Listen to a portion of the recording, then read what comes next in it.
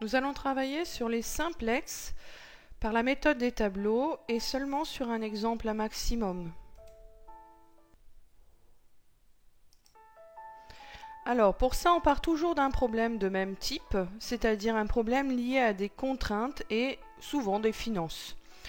Donc ici, pour réaliser des projets en imagerie, un enseignant a besoin d'un certain nombre d'étudiants avec du temps dans une salle et du temps avec le casque.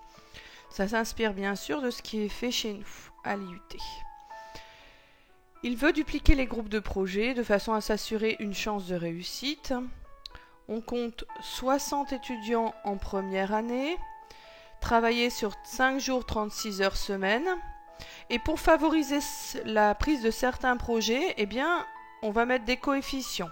10 au 1, 8 au 2 et 12 au 3e, en espérant que du coup, il y aura davantage de projets 3 qui seront pris, et donc plus de possibilités de le réussir.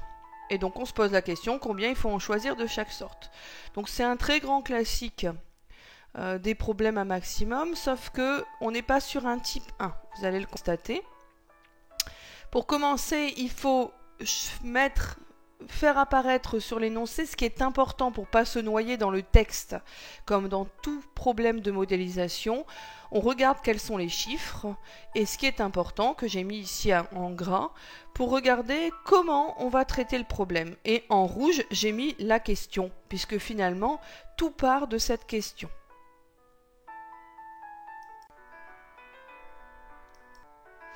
Alors, la première partie qui est souvent liée à tout problème mathématique, il suffit de traduire le problème en système de contraintes. Donc c'est de la modélisation, passer d'un énoncé qui est concret à un problème mathématique.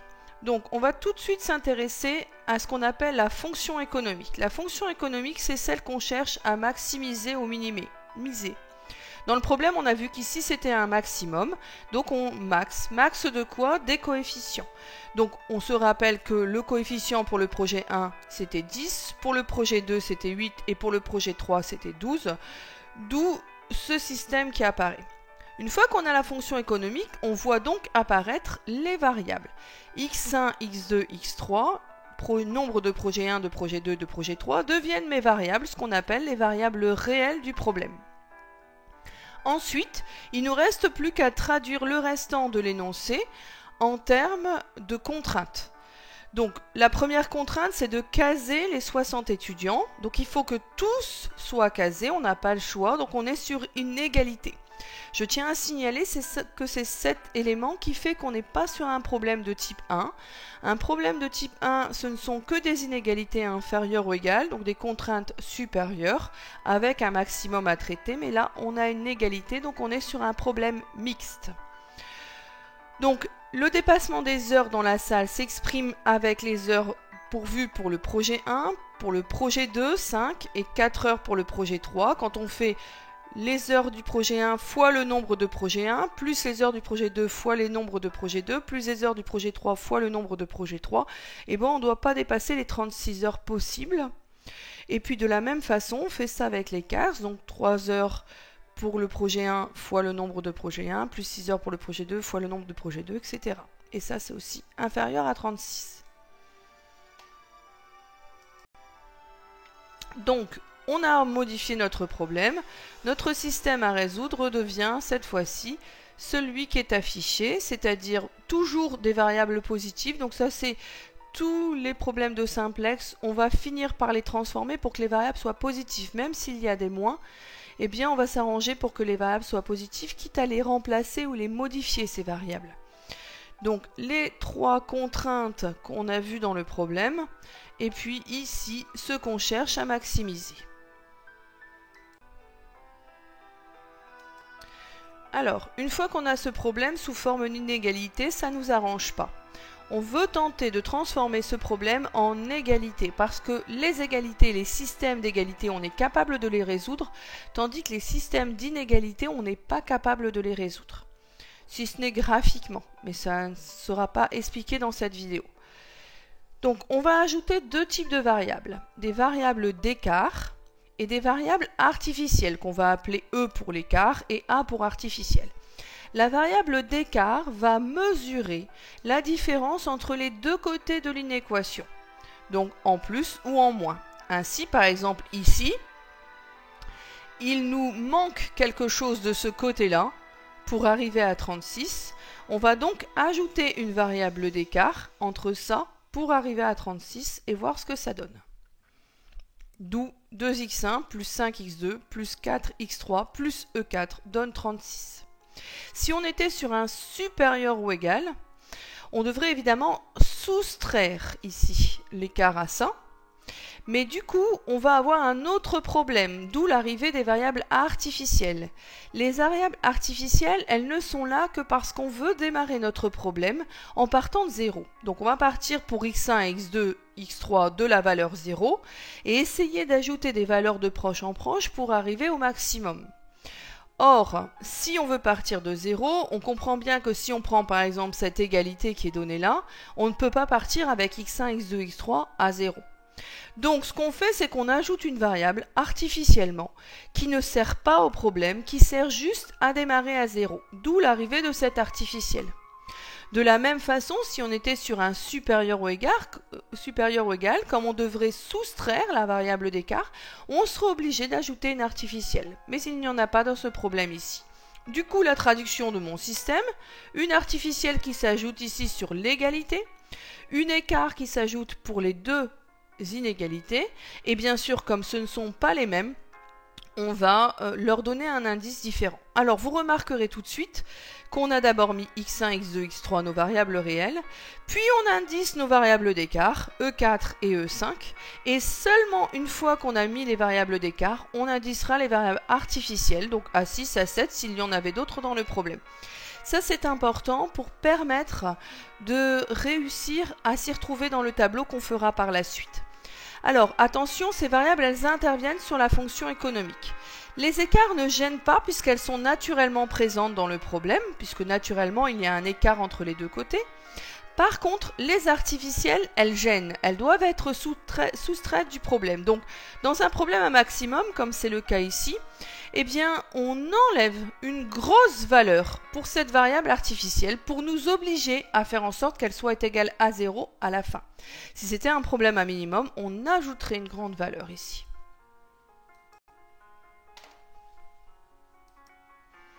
Alors, l'étape 3 consiste à choisir pour chacune des équations une variable de base.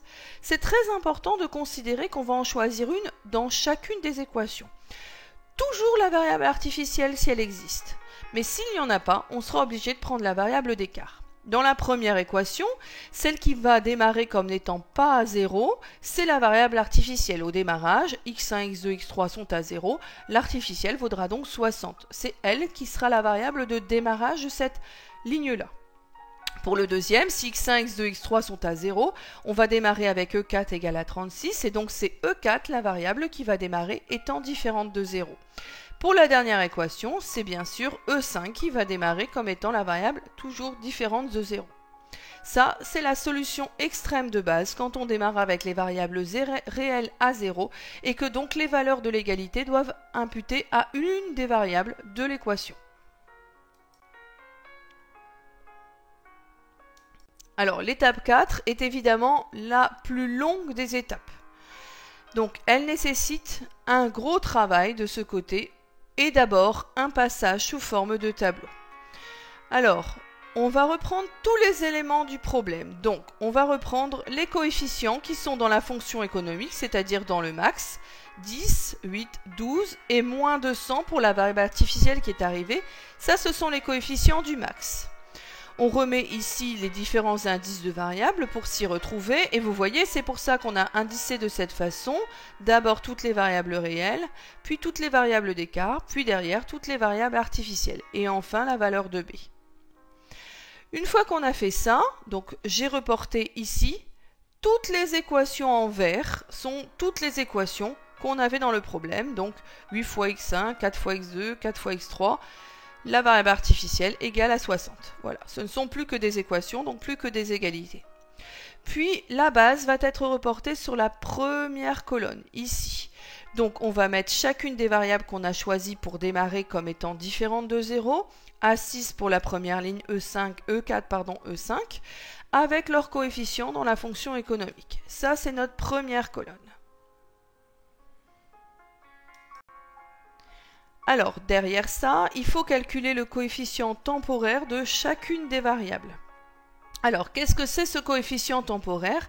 C'est celui qui va nous permettre de choisir quelle variable va être choisie au tour suivant pour ce qu'on va appeler entrer en base, c'est-à-dire décider que ce sera la variable qui sera non nulle sur le tour suivant.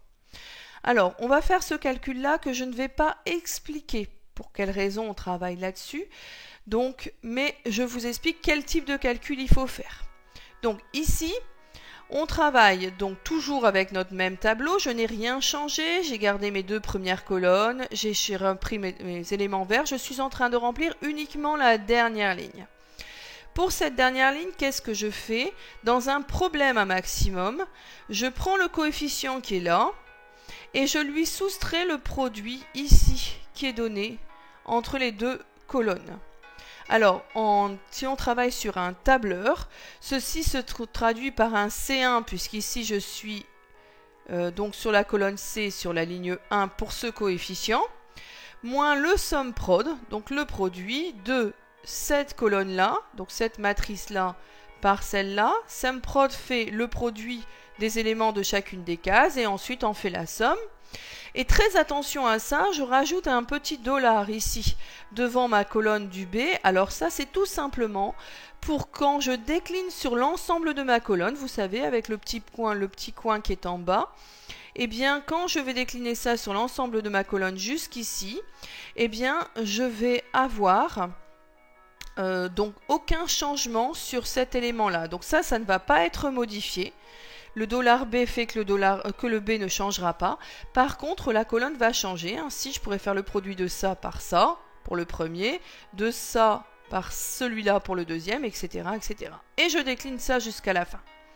Cette dernière case qu'on a appelée Z ici dans la formule, alors pas se focaliser sur cette formule compliquée, mais c'est tout simplement le produit de ces éléments-là par ces éléments-là, donc exactement la même chose, je reprends ça, sauf qu'il n'y a pas le C1- devant. Voilà, c'est le produit de ça par ça. Alors ici, comme on a démarré avec du négatif, eh bien on est sur quelque chose de négatif, ça veut dire que notre maximum pour l'instant est loin d'être atteint. Le but du jeu, c'est qu'à chaque tableau, on voit ceci augmenter pour s'approcher du maximum. Ensuite, une fois qu'on a fait ça, on va remplir notre dernière colonne. Donc la dernière colonne se remplit de la façon suivante. Il faut d'abord déterminer quelle est la variable entrante. La variable entrante, c'est celle qui va venir remplacer une variable ici, celle qui ne sera plus nulle au tour suivant. Pour l'instant, toutes celles qui ne sont pas là sont à 0. Donc, celle qui a la plus forte valeur sur cette dernière ligne devient la variable entrante. Ainsi, x1 est une variable entrante ici, puisque 1610, c'est la plus forte valeur. Une fois qu'on a sélectionné cette variable-là comme entrante, on doit chercher la variable sortante. Donc pour ça, on prend cette colonne ici et on la divise par la colonne de x1 qui est là. Donc je fais 60 divisé par 8, donc j'utilise forcément les formules d'Excel, c'est-à-dire I3 divisé par C3, que je décline après avec le petit coin pour faire apparaître tout. Et la variable sortante va être celle qui a la plus faible valeur ici. Alors pareil, je ne vais pas expliquer pourquoi c'est comme ça, mais juste pour petite indication, c'est celle qui a donc la plus forte contrainte. Là, ce sont des contraintes, c'est le maximum que pourra prendre la valeur. C'est celle qui aura la plus forte contrainte, donc on ne pourra pas aller au-delà de 7,5 puisque c'est le minimum. Voilà. Donc ici, le A6 sera donc la variable sortante. Alors, une fois qu'on a fait ça, il nous reste à reconstruire un nouveau tableau. Donc, dans la construction du nouveau tableau, on va faire sortir A6 au profit de X1. Donc, la première chose à faire, c'est évidemment de remplacer A6 par X1 ici avec son coefficient. Donc ça, c'est facile. Vous noterez que quand j'ai fait la copie du tableau, sur Excel par exemple, ou sur un tableur, eh bien, j'ai conservé les deux premières lignes jaunes. J'ai conservé la dernière ligne orange. Je n'ai pas touché à la formule de calcul qui servira à chaque fois. Par contre, j'ai effacé tout l'intérieur ici, les zones vertes, et ici, la dernière colonne blanche. Donc, je reprends les deux qui sont ici, mais je ne viens que remplacer ici le x1 par 10.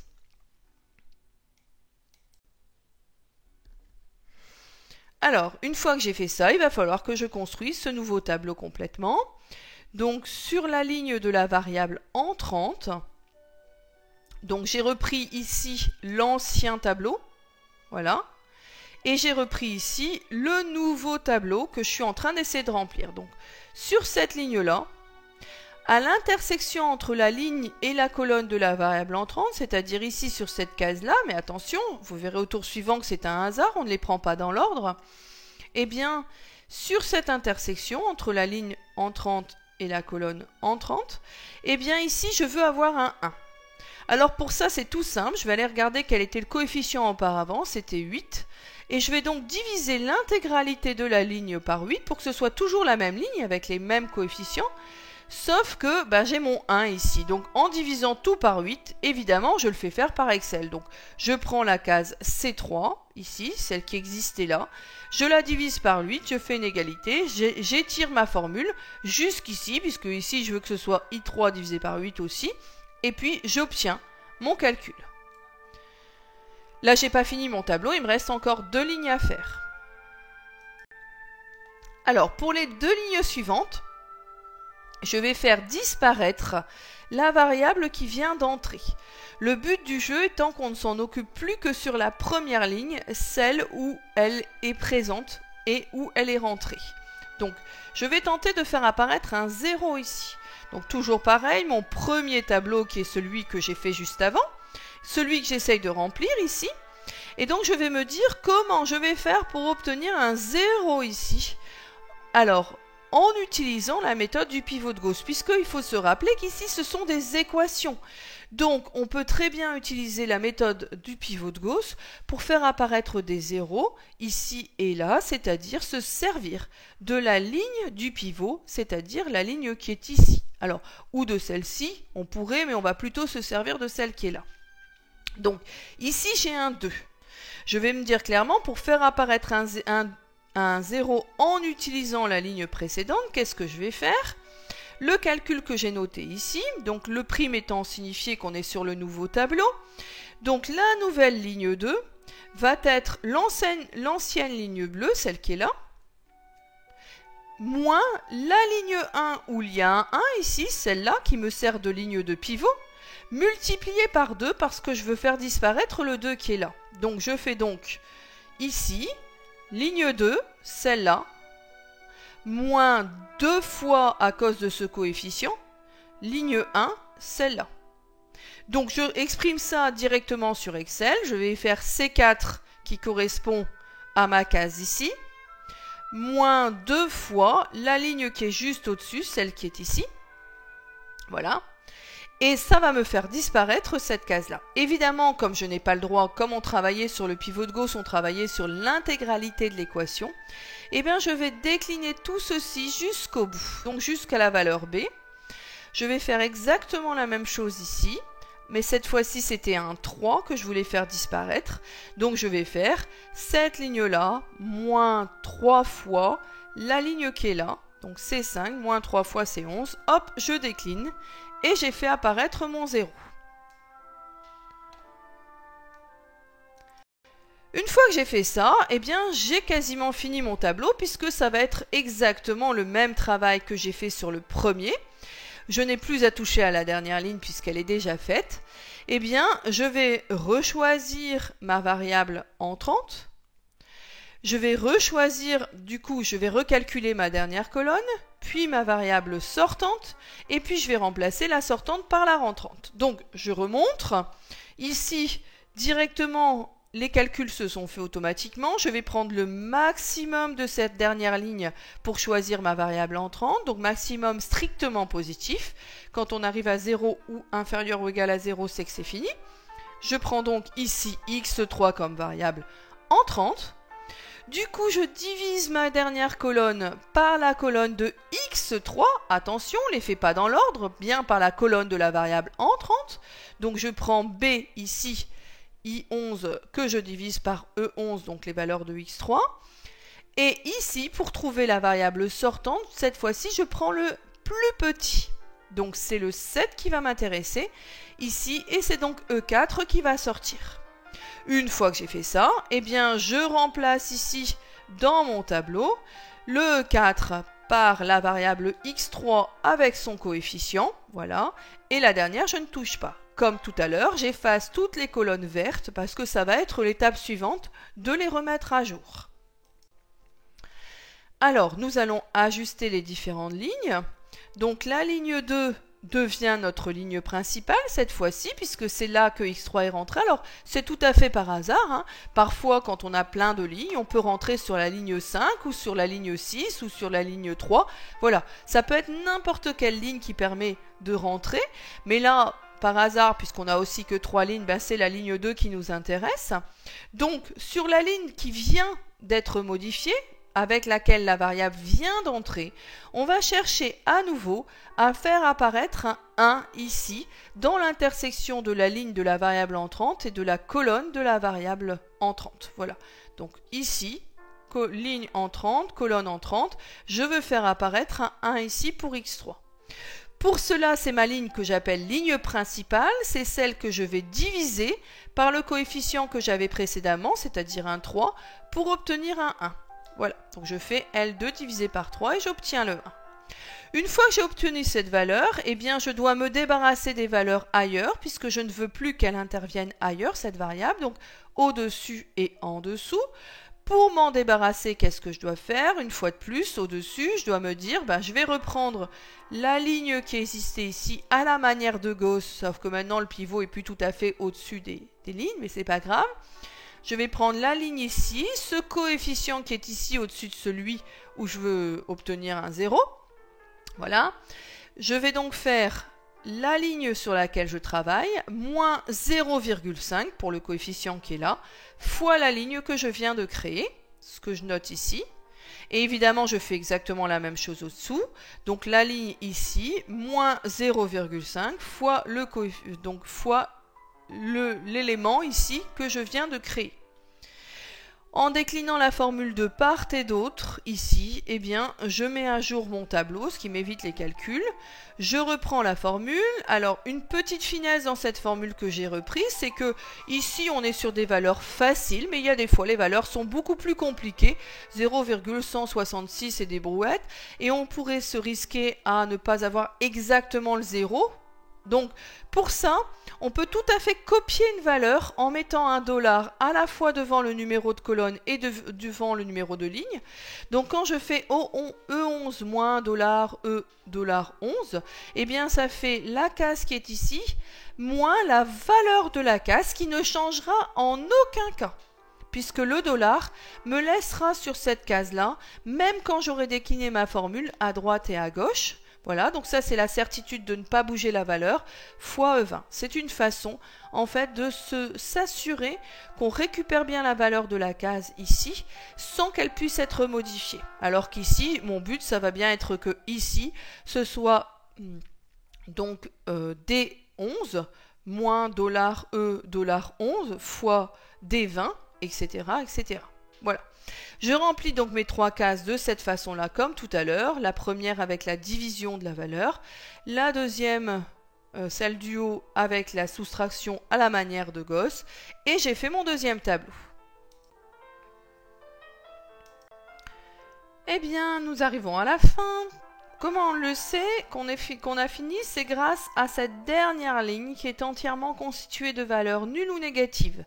Donc dès lors que ça arrive, ça veut dire que le problème est fini et je vous ferai remarquer, peu importe ce qui est là. Alors il y a une réalité qui est que s'il y a encore des A ici, c'est qu'il y a eu généralement un problème parce que ça ne doit pas arriver. Donc ici, notre problème est terminé. On récupère dans le tableau les différentes valeurs qui nous intéressent. Donc, ici, par ligne, x1 vaut donc 4, cette valeur que je trouve ici, puisque je rappelle que les variables qui sont là, ce sont celles qui ne sont pas nulles sur chacune des équations. Et donc qui valent la valeur du bout. Pourquoi? Parce qu'on s'est arrangé pour qu'il y ait un 1 à chaque fois. Donc x1 vaut 4, x3 vaut 7. Et la dernière variable, c'est E5. Ça arrive très régulièrement que les variables d'écart, elles valent quelque chose, c'est normal. Ça veut dire qu'en fait, sur la dernière équation, eh bien, on ne peut pas tout à fait avoir ce que l'on cherche. Il reste un écart, puisque le but est quand même d'essayer de maximiser chacune des équations. Mais sur la dernière, on n'y arrive pas avec les contraintes. Et vous voyez que le E est construit comme il n'y en a qu'un par ligne, et bien en fait lui aussi il a la même propriété, donc c'est 0, 0, 1, il n'y a qu'ici qu'il intervient, et donc il vaudra 10. Voilà, donc x1 vaut 4, x3 vaut 7, e5 vaut 10. Toutes les variables qui ne sont pas dans la base, c'est-à-dire pas ici, sont nulles. Donc x2 est nul, e4 et a6, donc c'est la condition pour maximiser cette équation. Et le maximum vaut alors 124, et c'est cette valeur qu'on lit ici, dans la colonne, 124 ici.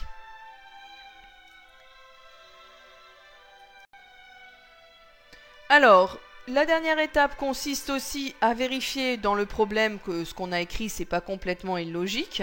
Donc je reprends les différents éléments qu'on a trouvés. Donc on a trouvé qu'en fait, 4 pour le projet 1, 0 pour le projet 2, 7 pour le projet 3.